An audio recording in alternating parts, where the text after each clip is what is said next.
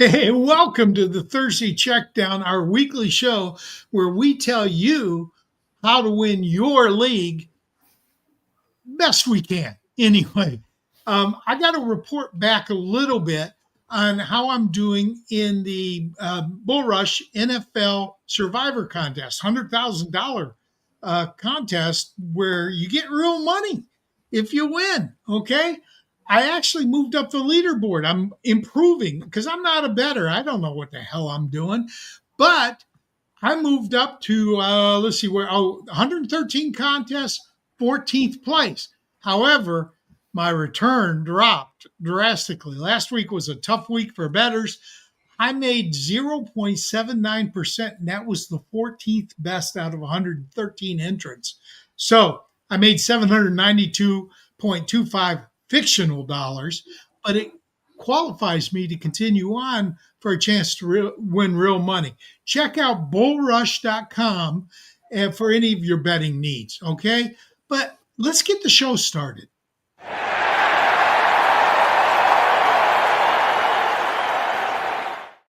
Hey, this week's pro is Dennis Mickelson. You might know him from my Snap Crackle Pop show. Rick and I host with Dennis on the Snap Crackle Pop show. So you know Dennis is on my Tuesday show.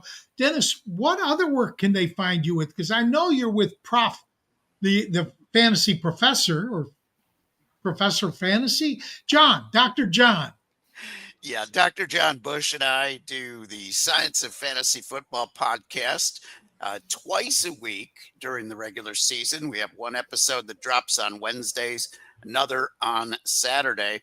And then also this year, working with the sports affiliation, we're really proud to bring our new show called the Matchup Lab to the sports affiliation. And of course, you can find me at DMike Media on Twitter, where I'm usually irritating somebody on a daily basis. Hey, I got to say, every time I say Dr. John, I think music. I just do. Also joining us is the lovely Cassie, also known as the NFL. NFL on X. I keep wanting to say Twitter. At the NFELLE, the NFL. How you doing, Cassie? And tell people where they can find whatever you're doing, other than Twitter, obviously. Hi, I'm happy to be here. You can find my work on film and TV. I am obviously here as a regular Joe. So most of my work is actually like just my job, but yeah, I'd like to post. I like to make people laugh on Twitter and post my, every little bit of my 2 cents here and there. Well, you also attend the Fantasy Football Expo. So all of our listeners, go to the expo. You can meet any of the guys you see here and gals and more, so many more. So next year, we're going to make sure that Dennis and Cassie meet because they didn't meet this last year. So we've got to do that. Bummer. Hey, so, Greg, I also wanted, because Cassie did bring up that she can see her in TV and movies. Why doesn't she just kind of give us a quick on what she does? What have you been in? TV and movies.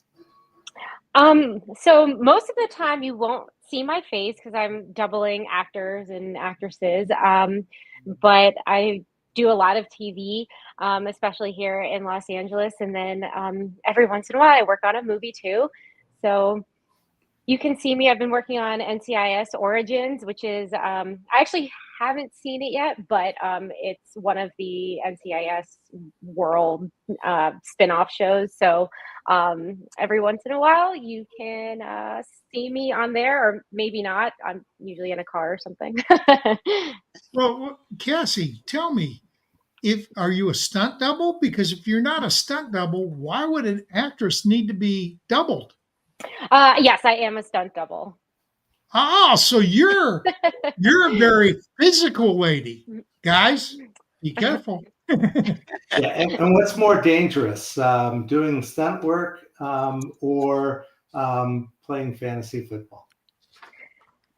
I mean, dangerous for Well, the way my I do it, mental health. the way I do it is fantasy football. I'm telling you. Mhm. All right. So, guys, what we do here in this segment is we ask each of our guests and both hosts to pick one sleeper and one bust. And to pick a sleeper or bust, I provide a list of the top 12 quarterbacks and tight ends and the top 24 running backs and wide receivers. The bust has to be on that list. The sleeper has to be off that list. Just one player, and we track for the year. Last week, I nailed Jordan Mason. He was my sleeper, but as Rick said, that was kind of an easy pick. Unfortunately, I can't use him again this week because he's now in the top 24. I could make him a bust, but I don't think he's going to bust. Our pro last week was Queen Gina, Gina Noble. She just missed on Alec Iomaner. I don't know. He scored a touchdown, but he just missed the top 24 finish. Gene and I both nailed our bust picks, Harold Fannin and Hunter Renfrow, respectively. And Davin, our Joe, correctly predicted that Josh Jacobs would struggle to run against Cleveland. What he missed was 6 catches for 44 yards that put Josh into the top 24. So he didn't get that. Anyway, and Rick, he thought Bashan Tootin would be a great pick as a sleeper, and he did get a touchdown early, but he had a really poor snap share. For some reason, 17% snap share, just 6 touches, couldn't overcome that. So we're tracking it. We'll tell you at the end of the segment how we're doing. But for week 4, Dennis, who is your sleeper? Well, Greg, I'm going with a guy that I was really high on in a lot of the fantasy football drafts I was in, a lot of the single season stuff, and also in Dynasty, because I think this guy has the potential to finally give the Green Bay Packers a real WR1. And as expected, Matthew Golden started the season very slowly with all of the targets and the fact that Green Bay just doesn't need to throw the ball 45, 50 times a game ever with their strong defense and good running game. I knew that he would be a little slow coming into the season, but we've seen him increase his snap percentage from 48% week 1 to 71% last week. And now Jaden Reed being out, that's why he's my pick. But he's going up against the Dallas defense that has given up 8 pass plays over 30 yards already this season. In just 3 weeks, they've given up 8 long balls, including 4 last week. Oh, man, that Dallas defense has been awful. And for the season, for the first 3 weeks, they've given up 47.9 points per game to the opposing wide receivers. Matthew Golden, I know Green Bay's not going to need to throw that much against that Dallas defense, but with Jacobs a little dinged up, I'm looking at maybe a few more passes than usual, and Matthew Golden is my sleeper this week. So you're basically saying Matthew is golden. Yeah. I like it. I like it. Cassie, who do you have for a sleeper this week?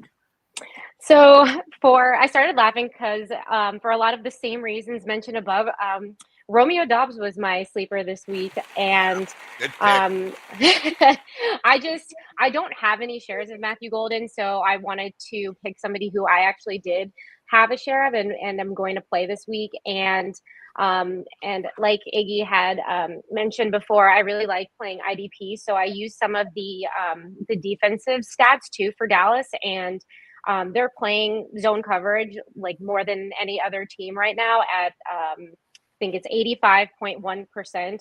And some of the guys that he's going to be facing have just been really, really bad, like graded very poorly by PFF. So Trayvon Diggs, Kyer Elam, actually Deron Bland, he was injured for 2 weeks, but he was okay in like the first game. But just for like those reasons, I think that Green Bay has a great matchup for their wide receivers this week, and Jaden Reed is out. So And you already did all the hard stuff and, and mentioned all the stats too.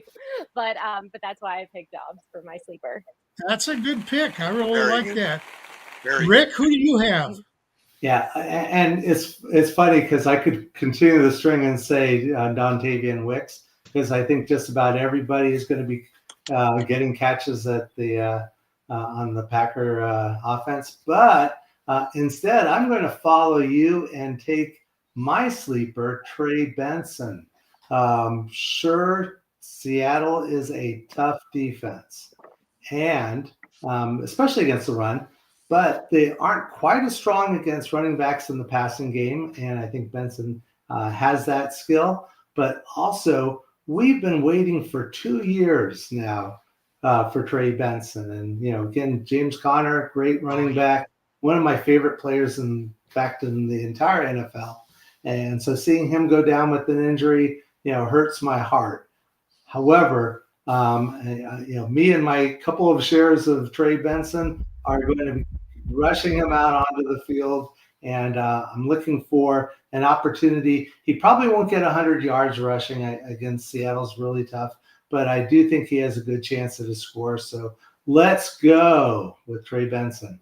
All right. Now, for me, I actually was lucky enough to answer the door today to a traveling salesman that's from the Austin area who's carrying a football, believe it or not. So I brought him in, and I don't know if you can see it, but I got a Michigan helmet up behind me that's autographed by, I don't know, an old Michigan quarterback named Brady, somebody. Anyway, he was suitably impressed. So I showed him my pick for sleeper, and he said, he's not in the top 24? Nah, he's the running back 25. Brees Hall is just outside. Miami is bad enough on defense. I think he needs more than the 9 carries he got against the Bucs, which was a good matchup, to climb into the top 24, but I think he'll get it. His matchup in Miami, as I say, is a good one. The Dolphins are the 7th friendliest defense for opposing running backs. They've given up 25.3 fantasy points per game. If he gets 15, he's in the top 24. That's it for me, but let's switch over to the busts. What do you got for us, Dennis? Well, the busts are really tough to handicap sometimes. And, I am just going to lean into the professor's defensive stats here because there's a team that has only yielded 4.7 points per game to the opposing tight ends. Now, the last 2 weeks, they haven't played a team with a tight end, but week 1, in a game where 80 points plus were scored, they were able to handle Mark Andrews and keep him from being a force in fantasy football. That's that Buffalo defense. They give up a lot of yards to wide receivers. They're not as stingy with the run, especially with a couple of the D linemen out, but they're very good at making it hard to get those tough plays over the middle to the tight end. So Juwan Johnson, who has been the darling of my best ball teams this year, getting on the board 3 weeks in a row with double-digit games. But here's the thing, folks. He only had 5 games of 10 or more points all last season. He's already got 3 this year. And going up against that tough Buffalo defense that really knows how to drive a young quarterback crazy, that's why Juwan Johnson is my bust. I'm hoping somebody else from my best ball team at tight end can score some points because I don't think he will this week. You're killing me here because he's one of my favorite tight ends this year. He's getting the targets. So I'm hoping you're wrong here. Plus, as a fellow co-host, I don't want you to be right just because. Okay. Cassie, who do you have? All right. So I don't know if this guy is going to be a bust per se, but I want to temper my expectations. I took him out of a lineup, and this guy is George Pickens. Because I am on the other side of the ball. I am just afraid of Green Bay's defense right now. They have allowed 697 yards of total offense over 3 games and not allowed a game of 250 passing yards. So I think Dak is going to struggle this game. They have the third highest graded defense per PFF, the third highest graded pass rush. They've had 10 sacks in 3 weeks. So we can go on and on why I think Dak's not going to be a good play this week either. But with CD Lamb out, I know that one could say George Pickens might have more targets, but I just I don't really think he's going to get it done. Like they have a top 5 defense in limiting yards per reception from both man and zone coverage. And Pickens has a separation percentage of 34.78% per PFF, which ranks 116th out of 134, behind Malik Washington, ahead of limited Zacchaeus. What does that mean? I don't know.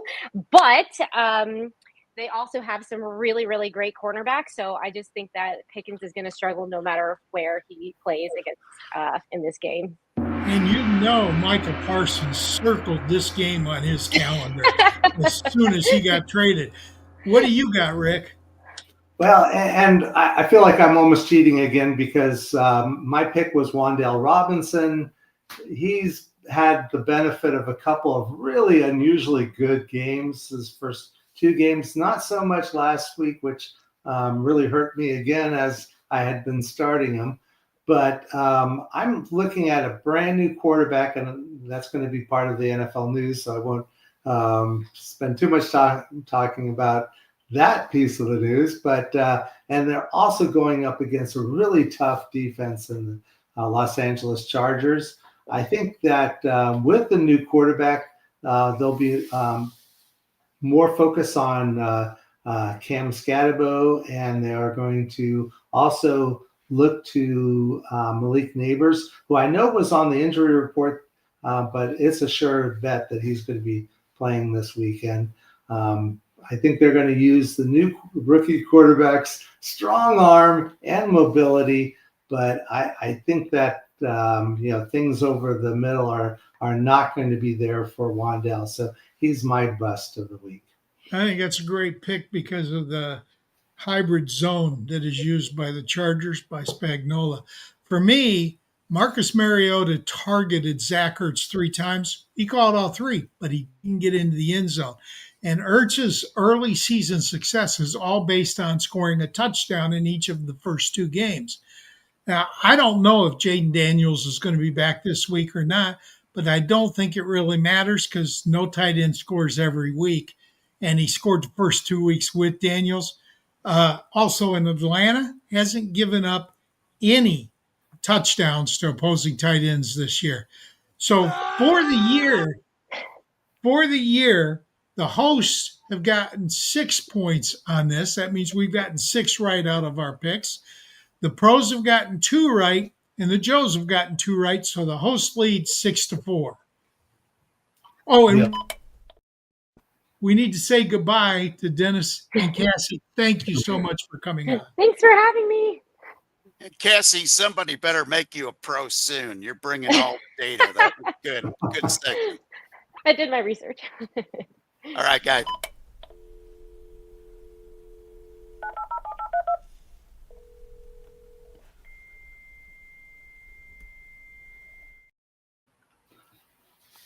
Well, hi, everyone. And I teased the news, and I'll go ahead and at least deliver on that for the next couple of minutes. First of all, Jackson Dart, New York Giants quarterback, and he is replacing Russell Wilson as quarterback. The impact, of course, is that they're going up against a really tough defense, but I think the fans and this fan is excited because Dart has a really strong arm. He's got a lot more mobility than Russ. And I'm looking forward to seeing my shares of Malik Neighbors getting a boost. So I'm looking forward to seeing that. The other bit of good news, Justin Fields, the New York Jets quarterback, was cleared, or at least he's a full participant in today's practice. He still needs to be officially cleared from the concussion protocol. Obviously, if you have Justin Fields, you are going to be starting him on Monday night. He's going up against a really bad Miami team. I think there are going to be some concerns over whether or not Garrett Wilson, who had a big game with Tyrod Taylor, whether he's going to be able to continue to see the same target use. But again, that's a bit of good news. And then the rest of the injury news, not quite so good. We already saw that James Conner is out for the season. He has an severe ankle injury that's going to require surgery. We did mention that his replacement is Trey Benson, who immediately becomes the RB1 in Arizona. Also look to Amari DeMarcado, who is a little bit better as a passing back. And then Bam Knight also will back up Benson. Again, I don't think people are going to be looking at Knight, though, only in the very deepest of leagues. Najee Harris also was out with an Achilles injury. He's out for the season. That boosts rookie Marion Hampton, who now is the bell cow in Los Angeles. The backups there is Hassan Haskins, who's My boy. I was going to say a former Michigan running back and last year's hype draftee, Kamani Vidal. And I think that the coaches have actually been kind of singing the praises of Vidal. So I don't know if he's going to get much use in the game, but I would be looking for him in deeper leagues. Well, let me add one thing real quick. If your league gives points for return yards, Haskins hasn't gotten a lot because, frankly, the Chargers defense doesn't, they don't really give up a lot of touchdowns or a lot of scores, so he doesn't get a lot of returns. But he's returning kickoffs, so that's additional points that you can get from him. All right, back to Dennis. Sorry, Dennis. No, it's back to Rick. And Tyrone Tracy, he has a dislocated shoulder. He'll be out 2 to 4 weeks. And of course, we've already talked about Cam Scatabo, who is now the Giants running back one. Veteran Devin Singletary will back up Scatabo and should see a good amount of usage. I think folks are also excited about the opportunity that Scatabo is going to have. Were you going to ask something?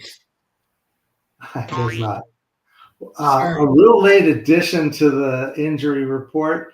Chuba Hubbard, Carolina Panthers running back, sustained a calf injury in practice today. The impact, well, if you have Rico Dowdell, he would be the waiver target, or he would be the replacement for Chuba. We don't know if he's going to be out or not, so it's something to watch. But you hate to see late additions to injury reports. Quick, James SEO, James, is asking, is McLaurin's injury, does it seem serious? McLaurin, yeah, we actually are going to touch on that later. He injured his quad. He left the game, did not return. Haven't seen him at practice either the last 2 days. So we're also wondering if, as you mentioned earlier, Jaden Daniel, if he's going to be playing. But no, there's no positive news yet on Terry McLaurin. So getting back to the other big name is a wide receiver, CeeDee Lamb. We've mentioned him being out. He's sustained a high ankle sprain. Typically, that's a 3 to 4 week injury. He said it's the lowest of ankle sprains, high ankle sprains possible. So he was at least talking about wanting to be able to play, but he hasn't practiced. The impact, of course, and Cassie mentioned George Pickens. He would become the Cowboys wide receiver one. Kevontae Turpin, who would get a significant bump in value. Jake Ferguson also as a tight end should see more use. Jalen Tolbert would be a deep target throw. Juwan Jennings, he's out week 3. He was out week 3 with shoulder and ankle injuries. And they're already missing Brandon Ayuk and George Kittle. So leaving Ricky Pearsall as the wide receiver one, and then a bunch of other guys. And just I saw that Pearsall had a knee issue too in practice. Actually, I didn't see that. So yet another Right. injury for the 49er wide receiver room. And do we know if Brock Purdy's coming back? Purdy has been practicing, and so it looks like it's more apt that he's going to play than not play. So that would be good news for the 49ers. But again, with offense built around CMC. Mike Evans suffered a low-grade hamstring pull. He's currently out, or looking at 2 to 3 weeks of being out. But Chris Godwin has practiced, and so it looks like at least he would become the wide receiver one, along with Emeka Egbuka, and then a bunch of other folks who only would be of interest in the deepest of leagues. James SEO mentioned that the Pearsall injury has been cleared and that he should be fine. If that's true, and if Brock Purdy's playing, bump him up your rankings. Definitely. A couple of tight end injury news. Colson Loveland with the Chicago Bears. He had an injured hip, but it's not considered serious. Don't have any word whether he's going to be starting this week or not. Cole Kmet would be the other tight end in Chicago. But also look to fellow rookie Luther Burden, who had a 101 yard and a touchdown off of only 3 catches. He would be looking to get moved up into the offense, though. Who was that defense against on the Burden touchdown? Was that a Cowboys defense that gave up those long touchdown plays? Yeah, I gotta think Iggy is loving our Joe's sleeper pick, and to get both Matthew Golden and Romeo Dubs. I think both of them and Love are all going to have huge games. I'm not sure what you can get from Jacobs because of the quad, right? He had a quad injury. So, and also don't forget tight end Tucker Kraft too. He should. Yeah, but we don't know if he's healed yet. He didn't look 100% in that last game. Yes. And then a couple of other injuries to note. Nick Bosa sustained a torn ACL. He's out for the season. They have a rookie. Remind me, who does Bosa play for? San Francisco 49ers. Okay, so their pass rush is going to be impacted. Yeah. Who are they playing this week? Great question. I don't know. Somebody in the chat, if you know who San Francisco is playing, put it up, because the opposing quarterback should have extra time with Bosa out. They drafted a rookie, Michael Walker, who has been getting raves in practices. San Francisco's playing Jacksonville. Oh, Trevor! He might finally get a game. He has been so bad this year. He really is. Yeah, and we were all excited about Jacksonville's offense with the new coach, but it's been still strong. Oh my God! I recall somebody saying that Travis Hunter was going to play a lot of offense and be a big impact, and I said nobody plays 100% of offensive and defensive snaps in this league. You just don't do it. And now they're saying he's going to only be the F receiver. For those that you don't know, he's not going to be in 12 formations. He's not going to be in 2 receiver formation, only in 3 receiver formations will you see Travis Hunter the rest of the year, according to his coach. And so if they do get a bump, of course, Brian Thomas Jr. has been disappointing so far. But, he is a stud wide receiver. Also looked at Brenton Strange, their tight end, and he's been coming on this season as well. And ETN, Bosa's a good run stopper too. He's a complete defensive end. Losing him is painful. I don't care who you are; it's painful. There's a couple of offensive line injuries of note as well. Lane Johnson, Philadelphia Eagles offensive tackle, left the game with a stinger. He should play still, but look to whether or not that's going to be a problem with things like the tush push. And DeJuan Jones, who's the Cleveland Browns offensive tackle, he had a season-ending knee injury, and so more woes for the Cleveland Browns, who've actually played better than people were expecting. But that's going to make it tough both for the passing game and more of the running game there. And that's got to be the news for today, right? And that's the news for today. So handing it back to Greg for for the next segment, which is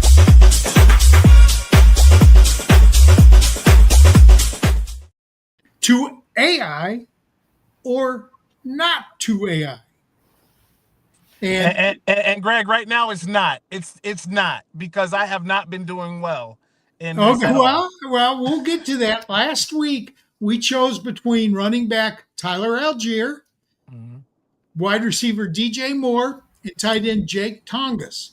And I got to give kudos. Rick nailed it. Yeah, Rick killed it. Now remember, in this section, we're keeping track, and low score wins, because for every spot you're off, you get 1 point.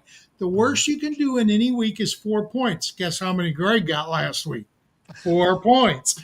All right. So right now we're sitting at Greg with 8, Rick with 6, Tipp with 10, Sir Whittington with 8, tied with me. You're going to have to rename him to Whittington. He's ahead of you. And our favorite Korg with 10. All right. So let's get to it. Tipp, what do you got for the 2 AI? What did the AI say? Oh, yeah. First? So our 3 players that we had to pick this week were between TJ Hawkinson, Drake London, and Chase Brown. And for the most part, all 3 of those have been pretty disappointing in fantasy. I think we can all agree. Hawkinson did have a little bit better week last week, but we'll get into that. For Sir Whittington, what he came out with was he has Hawkinson on top. He looks at last week when he had a 25% target share amongst the receivers, and in the red zone, guys. The red zone is where he was being looked at, and that's where he caught his red zone touchdown. And so last week, 5 catches, 49 yards, and a touchdown. He has him ranked ahead of all the other players this week. And, I kind of have a feeling I know why, but I'm going to get into that a little bit later. And secondly, he has Drake London. Drake London, he has been very inconsistent. The production has been bad, but the volume has been there. He's been getting targets. He's been getting targeted every week. And you know what? It's sooner or later that will translate into something. So he has Drake London ranked number 2 out of the 3. And the last one is Chase Brown. He said, look, the implied point total in this game is supposed to be really low. He said that not only is it going to be low, he's also worried about the efficiency that Chase Brown has been giving out there. And he understands the volume is there, but the efficiency just has not been there. And that's something that Chase Brown is not really known for, is his efficiency, but Joe Burrow can help that. And right now there is no Joe Burrow. So next I'm going to go to Krog, guys. I'm going to tell you what Krog said. Korg. No, it's Krog, Greg. You said Korg. It's Krog. Like frog, but with a K. just turned Grok around. And if you turn Grok around, it's Korg. Oh, okay. All right. Well, we'll call it Korg. Yeah. That's fine. So Korg has it. Drake London first. They have Drake London first. Korg is really excited about Drake London this week. He says that, yes, he's still getting 24% of the first read target share. So that right in itself falls right in line with what was going on last year with Drake London. When Michael Penix showed up in the offense, he was getting a bunch of targets thrown his way. Again, he's getting a bunch of targets. He has TJ Hawkinson number 2. He said the red zone security there with Carson Wentz is something to look out for, that he's looking for in week number 4. And then the last one, again, is Chase Brown. I think that all 3 of us are going to agree about Chase Brown in this one. Again, big-time touches, a Bell-Kai guy, averaging 18 touches a game, but he's not doing anything with those touches. And, this week, yeah, he does have a favorable matchup, but the thing is, even if you have a favorable matchup, if the offense is sputtering and can't go anywhere, it's not going to be efficient or beneficial to Chase Brown. And then finally, we're going to talk about my thoughts. So my thoughts were Drake London, of course, guys. Look, I know everybody's been really disappointed in Drake London, but I believe something in those 9 targets that he's getting per game. And despite the slow start, I get it. This offense is going to start clicking eventually. I know last week was a very, very, very poor outing for them. It was terrible going against the Carolina Panthers. But I think that this is a prideful bunch. I think that they saw what they saw last week, what they did on the field, and I think they come back this week and they correct it. And I think Drake London is going to be a part of that correction. And TJ Hawkins is my number one. Look, this is crazy to say. I don't think I've ever said this ever in the lifetime that I've been around or been playing fantasy football. But the Pittsburgh Steelers defense is the worst defense in the league right now, guys.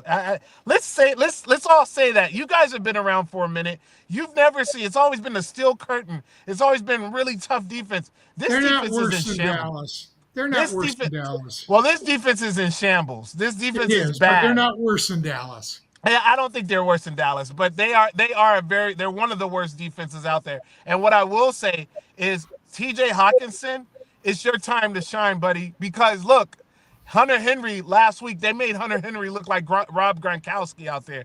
He had 90 yards and 2 touchdowns. I mean, that in of itself right there, you've got to be salivating if you're TJ Hawkins. I wanted to move him up to number 1, but I think Drake London's going to just go nuclear this week. So last for me is Chase Brown. Again, we love the steady touches. We love that he's getting the touches. But the thing is this, guys, he's not doing anything with those touches. And look, he's going against his defense that has been struggling. We say, okay, we get it. But the efficiency, guys, efficiency sometimes means something whenever you're getting the volume, and he's just not been efficient, and Joe Burrow's not there to help. Okay, so who do you have, Rick, for your 3? Well, I hate to sound like I'm just going along with my friend Tipp, but yeah, I actually like his order. I think that TJ Hawkinson's going to have another big game against the Steelers. Wait a minute. He went Drake London first, I thought. Oh no, I think you went. I went London first. Okay, then I wanted to go Hawkinson, Rick. I really did, but I just think London's going to have a much better week this week. So we're not going to be exactly the same, but so I'll go with Hawkinson first. I'm just, as someone who's got Drake London on his Scott Fishbowl team, and just watching those games, just agonizing. And it's not, Drake London's fault. I think Penix has been, pretty poor as a quarterback. And so I'm putting him second. Boy, I tell you, going up against the really tough Denver Bronco defense, I don't have much hope for Chase Brown this week either. So I'm going to go with that order. Well, Rick, that defense is tough, but they can give up to the running back. And I think this is what happened, though, Rick. I think Jonathan Taylor is what happened. I really think that's what happened. And sometimes, especially early in the season, when you have a player that just goes completely ham on a team, it kind of masks those numbers. So, yeah, I think you're right. I think it is a tough defense, but I think some of the numbers that we are maybe misconstrued just a tad bit win that. So that's a good call on that. Yeah, the other challenge, though, with that game, though, is going to be the Cincinnati defense going up against the Denver offense. Yeah. And so I think that, they're going to be, going for a big score. I think that, Cincinnati is going to be forced to pass, certainly by the start of the second half. And then you've got Browning, who did not look particularly good last week. I think it's going to be a little bit easier, a little bit better for him. But he's going up against a really tough defense where you've got Pat Surtain going up against Jamar Chase. And it doesn't get any easier on the other side. The other cornerback, Riley Moss, is really good. They've got a rookie for a nickelback who looks really good in Barron. I just think it's going to be a tough game, and I think it's going to be, not a lot of opportunity for Chase Brown. And Chase Brown was supposed to be a top 10 running back. So it's hard. We drafted him like one. You're right. That's for sure.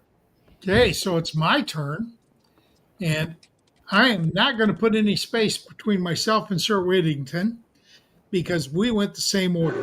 I'm going with tight end T.J. Hawkinson. Hawk was an afterthought with J.J. McCarthy at quarterback. He just was. But with Carson Wentz, he was used in the way we expect Hawkinson to be used. And he scored his first TD of the season, which is always helpful. This week, TJ faces a pretty weak Pittsburgh defense. Tipp said that himself. So I expect him to lead the list. And I don't usually like to go for the tight ends in this competition, but I'm doing it this week. Why? Well, wide receiver Drake London. London has been disappointing, and it's not due to the lack of trying. The dude is averaging 9 targets per game, and he's had a high of 15 in week 1. But if Penix is on the short leash, because they did put Kirk Cousins in last week, I think Cousin only helps Drake London, which is why I've got running back Chase Brown last. Brown faces a tough Denver defense on the road. All right. Yes, we did see Denver give up some points to Jonathan Taylor, but right now, Jonathan Taylor's the number one running back in fantasy, certainly top 3. Okay. Christian McCaffrey may be number 1. I'm just not sure right now. But the best game of the year for Chase was week 1 when he had Joe Burrow, and even that one was only 13.1 points. Just not that good, okay? That Bengals O-line, yeah, after week 1, I thought Detroit's O-line was a shambles. I did. They got it together in week 2 and week 3. That Bengals offensive line has not gotten it together. They may be the worst in the league, maybe one of the worst in league history. It's hardly what fantasy managers expected when they drafted Brown as the running back 10 in PPR and the 20th overall player. There's one other thing to be looking at in that Minnesota game, though. I think this is Jordan Addison's return from suspension. And it is. So Jet's going to be getting his. You know that they're going to be trying to run the ball, and Jordan Mason looked really good. So if there is going to be something that's going to bump Drake over the top of TJ this week, it's the combination of establishing the running game and also the return. Yeah, you're just grasping. Grasping. We got a couple of minutes, guys. I got a question since we're on this Minnesota team. Okay. How are we feeling about Justin Jefferson the first 3 weeks in the season? A lot of people have been talking about Brian Thomas Jr. A lot of people have been talking about Drake London and how they've been disappointed. But Justin Jefferson's been just as disappointing as these other guys. He scored about 35 points in 3 games. About that. I'm not sure exactly. That's not where you draft Justin You Jefferson. wanted that in 1 game. You didn't want that in 3. You right. It is. I think that we need to now. Look, I think it's going to be a little bit more high. I think he's more on an upward trend. I think Wentz is going to be really good. I think Wentz might end up being the starter for a little bit, guys. I wouldn't be surprised if all of a sudden J.J. McCarthy is slowly healing. So I think that Jay Jettas, somebody needs to talk about what's going on there. Yeah, well, I will tell you this. In the preseason, McCarthy and Addison had good chemistry. They did hook up in the preseason, so I'm looking forward to that. Yeah, and in fact, a lot of the wide receivers you could also point to and say, gee, they're not delivering what we were expecting. Of course, CeeDee Lamb's out with an injury, but Jamar Chase. He had one good game. He's had a Jamar Chase game, though. He had one good game, but remember, he wasn't just the first wide receiver taken. In most leagues, he was the first overall player taken, and he certainly has not lived up to that. Yeah. And I don't expect him to. Remember, the replacement quarterback has played 1 3/4 games, so basically 7 quarters, and has 6 picks. So who right now is your number 1 wide receiver? Well, Puka Nacua, Clearly. Exactly. Well, it is. Well, okay. No, if you're asking, I thought you were asking like who would be mine, but no, he is the number one. But I like JSN, guys. I think if he can score some touchdowns, I like JSN. Yeah, he definitely is in the top 5 and maybe wide receiver 2, wide receiver 3 in that range right now. Guys, And we got to get to the mailbag. Tipp, are you going to hang out or are you going to go see No, Lauren? I gotta run my daughter's softball game. I gotta go. All right. Good luck to Lauren. We hope she wins. Right. She won last time. She won. She did. Peace, guys.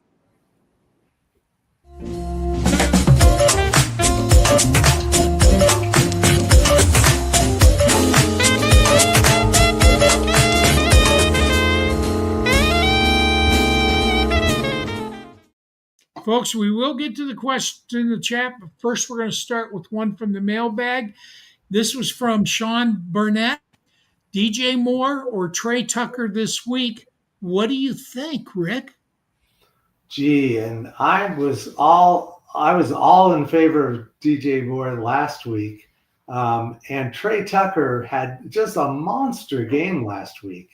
But is he really has he really elevated his game that much?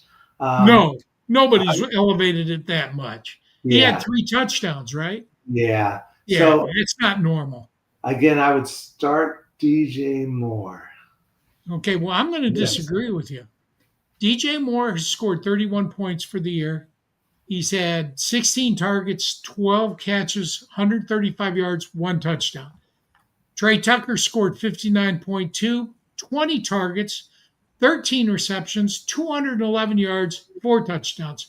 Tucker has more targets, more receptions, more yards, and TDs. He's facing the Bears and more at home. All right. So who do I think has the better defense? I think that, the Raiders have a better defense than the Bears do. So I'm actually going advantage Tucker.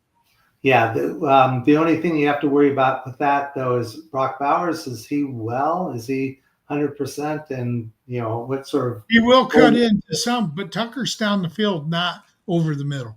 And Jacoby Myers, who has been fairly quiet so far this season. And But Myers, again, is the Brock Bowers type. He's over the middle and in the intermediate range.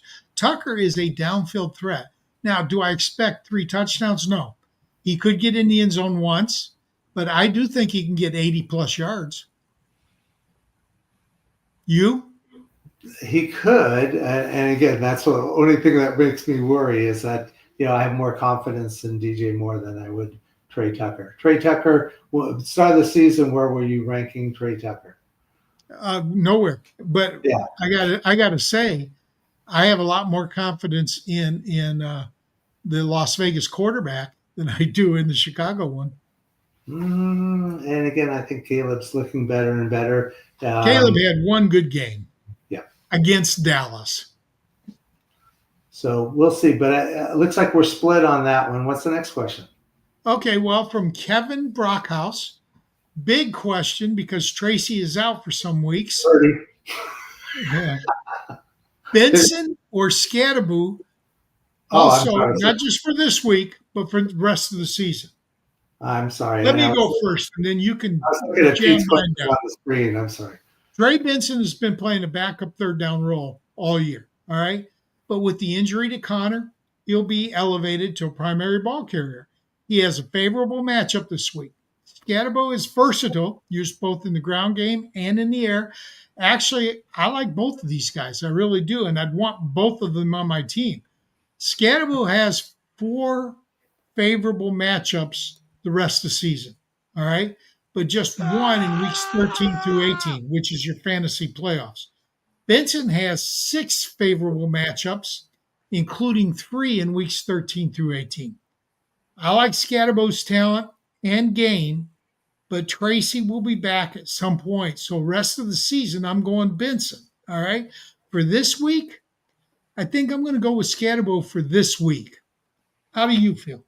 Yeah, exactly. I think that, Benson is the type of running back with a little bit more breakaway speed, a little bit more, field vision. I think that Scatterbo is a really good running back, but I think Benson could be a great one. The only thing that we'll get to it with the next question that's on the screen now. I just worry about Kyler Murray as a quarterback, and I worry about the Arizona offense as a result. But and that's pretty tough when you're comparing it to the New York Giants. But I think the Giants will just always be looking at Tracy when he returns, and that will definitely cut down on the opportunities. At Arizona, the only other backups, I think we listed them, Demarcado, and then Bam Knight. And in fact, I think there was some thought that they might actually get they assigned him to the practice squad, and now I'm drawing a blank on him. Not Connor, Carter. Yeah, Michael Carter. And there you go. But again, it's all Benson this year. Yeah, I think Benson will win you more games, but Scatterbo will be much more fun to watch because he runs angry. So as you were saying, there was a question on the screen. Pete wants to know, Bear fan Pete wants to know, do you want to go with Brock Purdy or do you want to go with Kyler Murray? Do you want to go first or second? Yeah, I'll go first. I already answered it. Purdy, I have little to no confidence in Kyler Murray as a quarterback. So, and I'm going to go opposite. I'm going to go Kyler Murray because when you have an injured player coming back, you don't know what to expect. And my good friend Scott the King Engel says, when in doubt, go with the health player. That's Kyler Murray. Plus, you get points for Kyler running, which Purdy is not going to give you this week. Not this week. So for this week, I would go for Kyler. But down the road, and also all those receivers are banged up. So you got basically CMC and Ricky Pearsall. I just think that there's more talent there for Murray to throw to. So, okay, would you trade Shaheed for Genty right now? Yeah, I think Genty's going to have a big week this week. How about you? I'm questioning who would be trading Genty. For Shaheed, yeah. Yeah, I would definitely give up Shaheed to get Genty. I also it was funny because I heard that on one of the Sirius XM talk shows of, don't give up on Genty already. And I'm thinking, gosh, if you are giving up on Ashton Genty after 3 games, you didn't deserve to draft. Or maybe that's why you were 101. Drafting first. That's right. So, no, I would definitely not trade. Well, I mean, I would make the trade if someone's willing to make that trade back. But boy, I would be questioning the sanity of the yeah, Joe hit the nail on the head. DeMarcado is the 3rd down 2-minute drill roll. All right, from Adams Indioka, I'm hoping I'm not butchering his name, Breece Hall or Jaylen Warren at flex for this week? You want to go first or second? Breece Hall. And I think you mentioned him as your sleeper of the week. Yeah, Breece Hall is at Miami. He scored 31.5 points. His scoring has been 5.8 through 16.5. He's got 38 carries, 157 yards, and 8 receptions, 78 yards. So he's a dual-purpose back. He gets both the running and the. Jaylen Warren is versus Minnesota. Much better defense than Miami is. All right. He has scored 13 more points. He's scored 44.4, 13.1 to 17.4. So he gives you the better floor. Jaylen Warren does give you the better floor. He's got 43 carries for 132 yards. More carries, less yards, but he hasn't scored. Neither has Hall. And he's got 11 receptions for 142 yards and 1 score. So he's actually got more receiving work than Hall does. Hill's just got the easier game. Warren's been more consistent. Warren's at home. Hall's on the road on grass.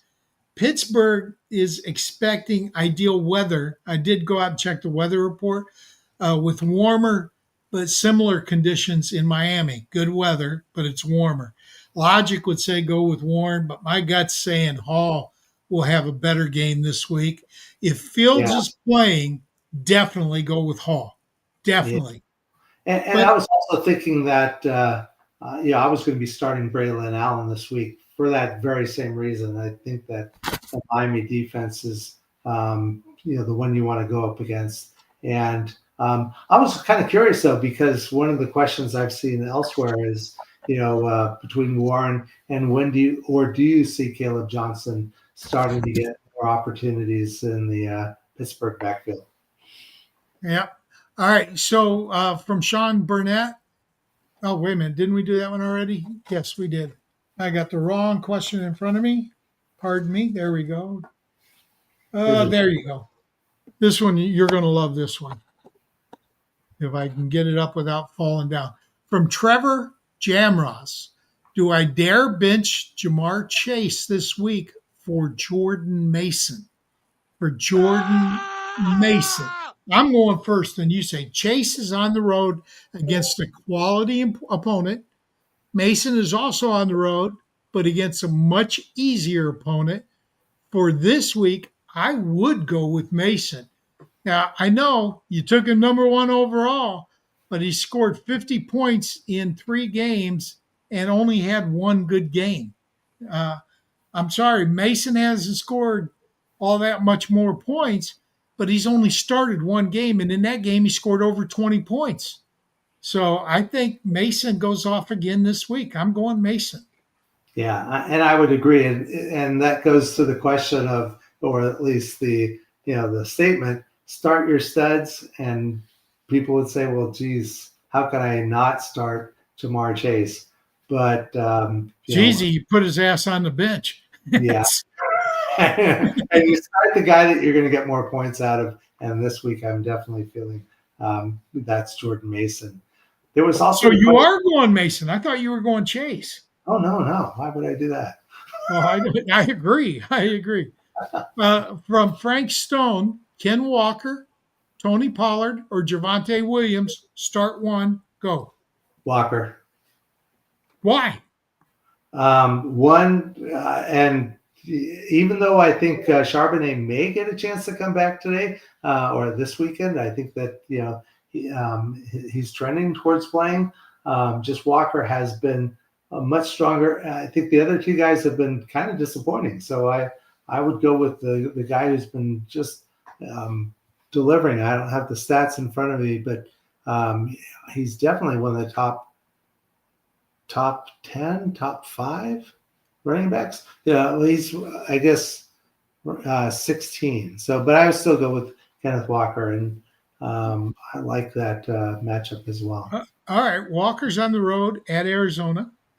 Pollard is on the road at Houston, and Javonte is at home versus Green Bay. Pollard has the best matchup. All right, yeah, Javonte has the most year-to-date points. Okay. But also has the toughest game. Green Bay defense is for real. I'd split the difference and go with Kenneth Walker, too. Kenneth Walker III this week. So we're agreeing there. Is there anything else in the chat that we can get to? It's popped up right now. It's the Joe Carlton question. Oh, Bo Nix or Caleb? I'm going Bo. I don't trust Caleb simply because he's had 1 good game, and I think that defense he's facing is a tough one. Yeah, obviously, because Cincinnati, has got virtually no defense. So, yeah, I'd definitely go with Bo Nix. Anything else in the chat? No, I have a lot of great comments, and we appreciate folks, sharing their insights to people in the chat because, it gives us more knowledge points to be able to share. But yeah, it looks like that was the last of the questions.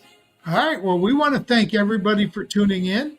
Share this with your friends and your competitors because, frankly, it's a lot more fun to beat people who are in the know than people who are clueless. So let them get a little knowledge and then go beat their butts anyway. Also, please give us a like, give us a subscribe, and leave us comments and stuff on YouTube. But go to YouTube and subscribe to the Sports Affiliation. We'll see you next week. Same bat time, same bat channel.